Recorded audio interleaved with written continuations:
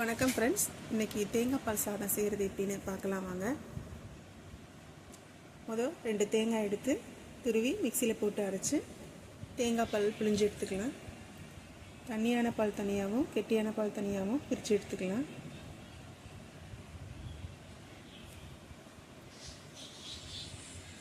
நல்லா வடிகட்டிட்டு தேவையான அளவு அரிசி, நான் 1.5 ஆளாக்கு எடுத்திருக்கேன். 1.5 ஆளாக்கு எடுத்து ஊற வச்சுக்கலாம். நல்லா கழுவிட்டு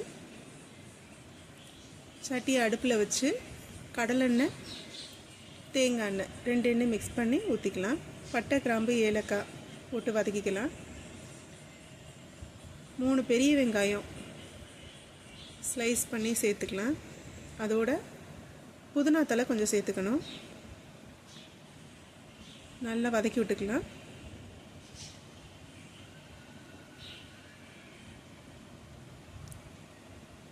அதோட கைப்பிடி அளவு உப்பு சேர்த்து வதக்கணுன்னா சீக்கிரம் வதங்கிடும். ரொம்ப கருகிற அளவுக்கு வதக்கக்கூடாது. சும்மா லைட்டாக கண்ணாடி பதம் வர்ற அளவுக்கு வதக்கினா போதும். இதில் ஒரு 2 கரண்டி இஞ்சி பூண்டு விழுது சேர்த்துக்கலாம். சேர்த்துட்டு நல்லா வதக்கிக்கணும். ரொம்ப தீஞ்சிடக்கூடாது. சும்மா லைட்டாக கண்ணாடி பதம் வர்ற வரைக்கும். அதோட 1.5 ஆளாக்கு அரிசிக்கு டபுளாக 3 ஆளாக்கு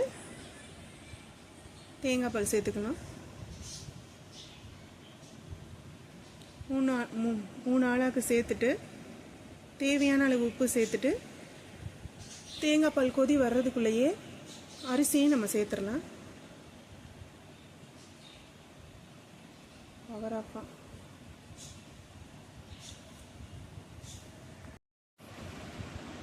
நல்லா கிளறி விட்டுட்டு அரிசியை போட்டுட்டு கொஞ்சம் புதினா தழை போட்டு நல்லா கிளறி விட்டுட்டு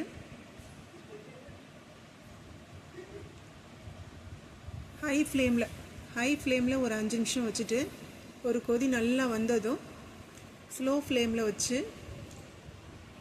மூடி போட்டு மூடிடணும்.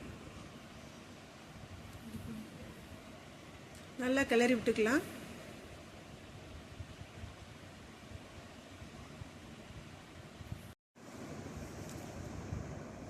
நல்லா கிளறி விட்டுட்டு கொதி வந்ததும் மூடியை போட்டு மூடிடுங்க. அடுப்பை சிம்மில் வச்சுருங்க.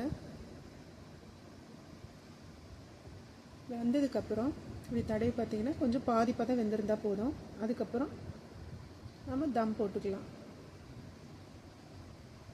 தம்லேருந்து இறக்கி பரிமாறலாம்.